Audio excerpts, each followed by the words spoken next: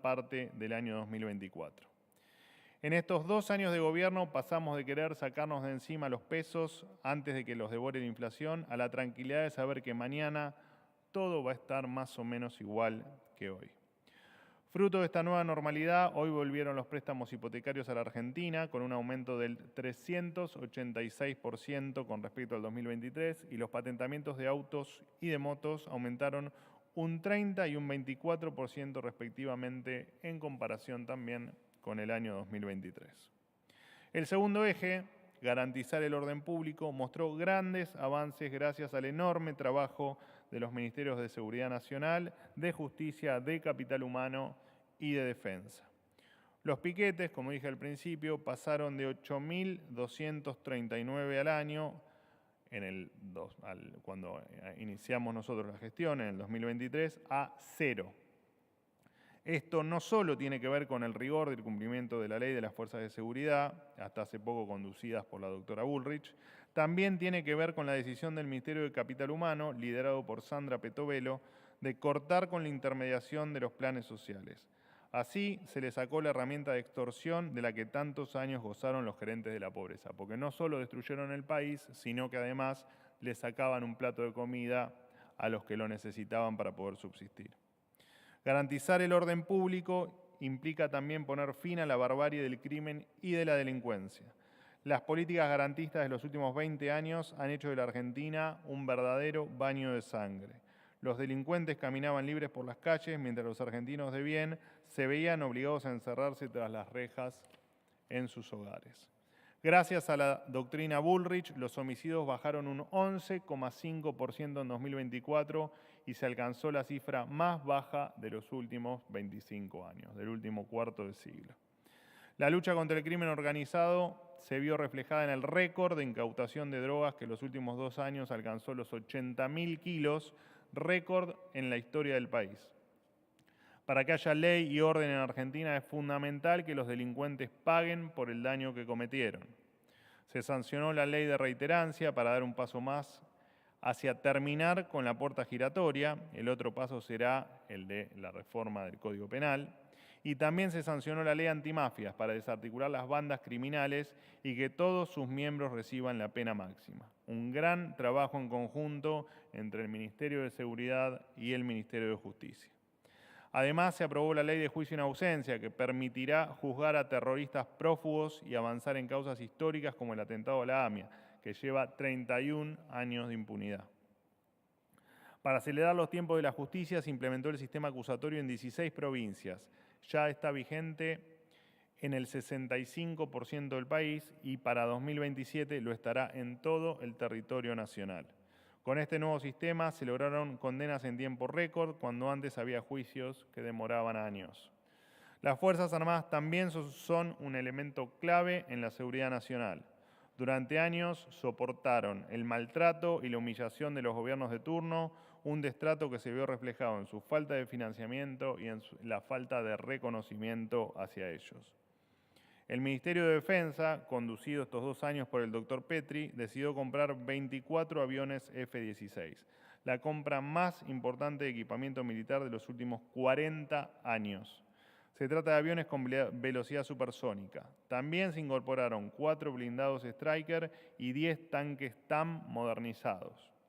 Se llevó a cabo el Plan Roca para cuidar la frontera norte y noroeste del país, con el objetivo de reforzar la vigilancia y el control terrestre. Además, junto con Capital Humano, se implementó un nuevo servicio militar voluntario para aquellos jóvenes entre 18 y 28 años que desean servir a la patria. Funciona un programa educativo y de capacitación para que todo soldado voluntario pueda completar su educación obligatoria. Y por primera vez desde 1983, el nuevo ministro de Defensa, el teniente general Presti, tiene una intachable trayectoria militar. Ese orden no solo estuvo presente en el ámbito de seguridad nacional y defensa, sino en todas las áreas del Estado. En materia de salud, estamos reordenando un sistema en crisis desde hace más de 20 años. Las provincias volvieron a asumir su responsabilidad en la atención directa y desde Nación se cumple el rol de rector, tal como lo dicta la Constitución Nacional. Como lo dijimos desde el primer día, la plata está dentro del sistema de salud. Solo se trata de gestionar y administrar con eficiencia y terminar con las intermediaciones.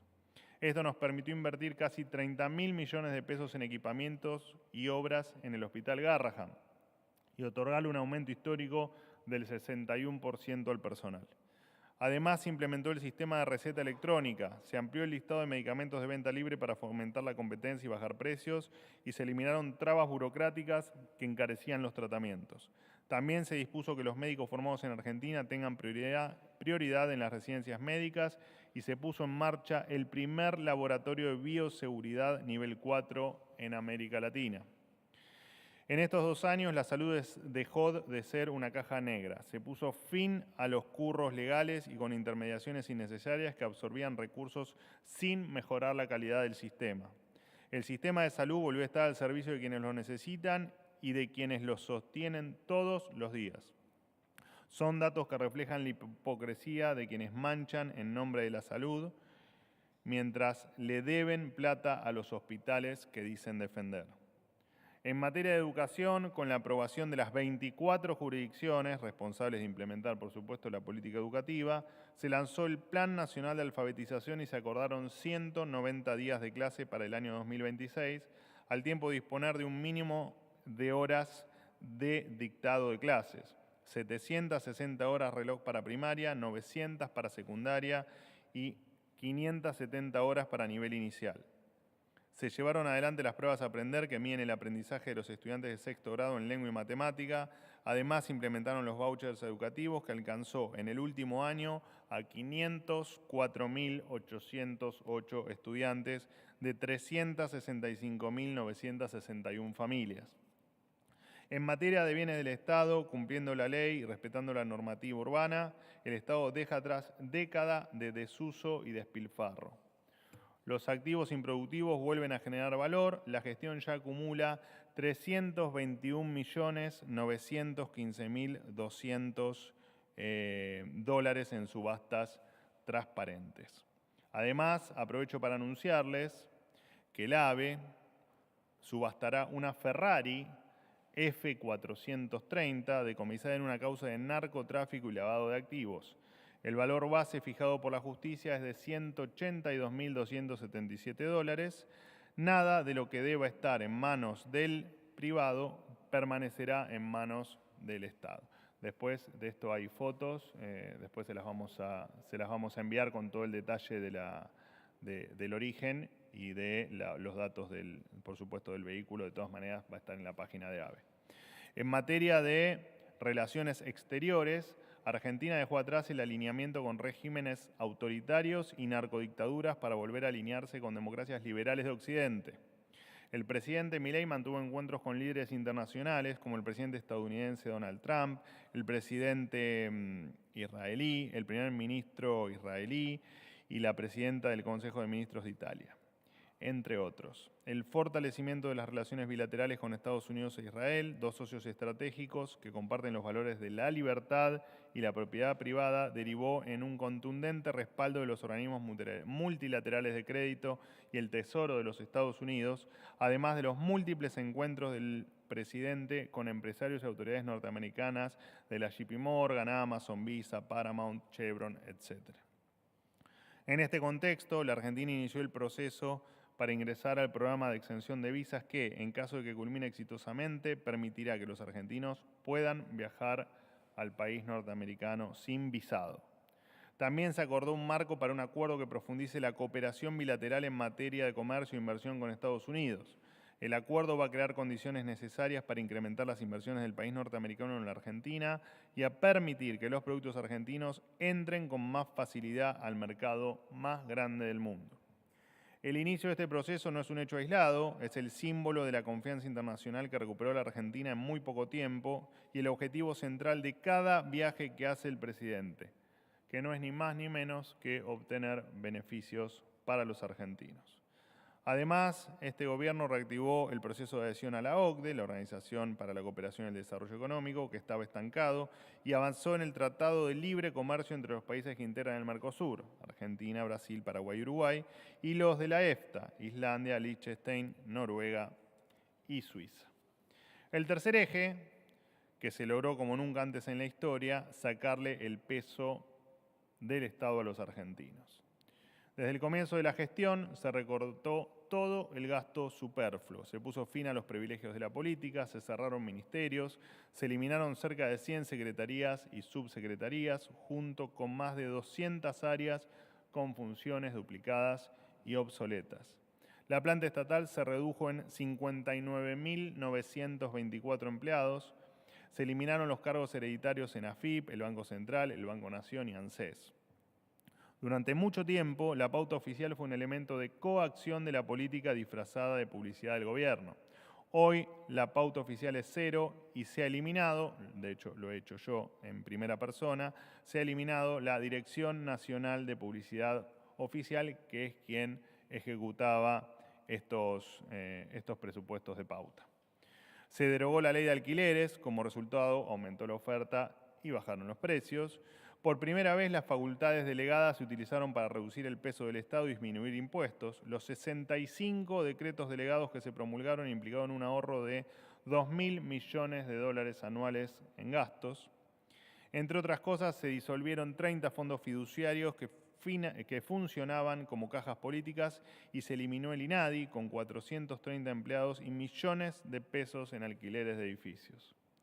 También se eliminaron los privilegios de la casta aeronáutica y se puso en marcha una política de cielos abiertos con nuevas líneas, más rutas aéreas y mayor conectividad. Se terminó con el monopolio de la SUBE y se incorporaron nuevos medios de pago en el transporte público. Para terminar con las trampas de siempre, se implementó la boleta única a nivel nacional en las últimas elecciones del 26 de octubre y los resultados fueron más que satisfactorios. En total, se eliminaron más de 1.000 normas y se abrieron más de 50 mercados que antes estaban cerrados por las asfixiantes regulaciones. Gracias a la reducción del gasto público y el equilibrio fiscal, se redujeron impuestos. Entre ellos, se eliminó el impuesto país, se eliminaron retenciones a las economías regionales, se redujeron retenciones a las cadenas de granos y sus subproductos, se redujeron impuestos internos a autos y motos y a partir de enero del 2026 habrá 0% de aranceles a los celulares y otros productos electrónicos y se eliminarán las retenciones al petróleo convencional. Luego de haber repasado los 3 mandatos sobre los que trabajó el gobierno en estos primeros 2 años de gestión, quiero agradecer el esfuerzo de todos los ministros del gabinete y de cada uno de sus equipos técnicos. Estos logros fueron posibles no solo gracias al inequívoco rumbo trazado por el presidente de la Nación, Javier Milei, desde el inicio de la gestión, sino también al ingenio, la perseverancia y la convicción de cada persona que trabajó día y noche para hacer realidad cada uno de estos objetivos. Por eso quiero agradecer especialmente al ministro Luis Caputo y su equipo económico, que asumieron sus roles con una economía a punto de estallar por los aires y la llevaron a una situación de estabilidad.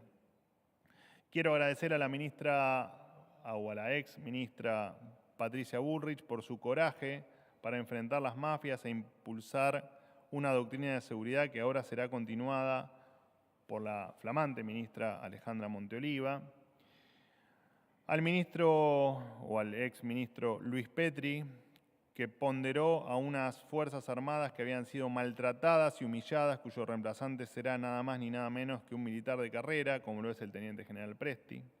Le quiero agradecer también a la ministra Sandra Petovelo por su inclaudicable lucha contra el clientelismo político y los gerentes de la pobreza, por volver a poner a la educación de los chicos en un plano protagónico y por ser la primera ministra de la historia argentina en impulsar el capital humano como una reforma completa de la política social, la educación y el trabajo.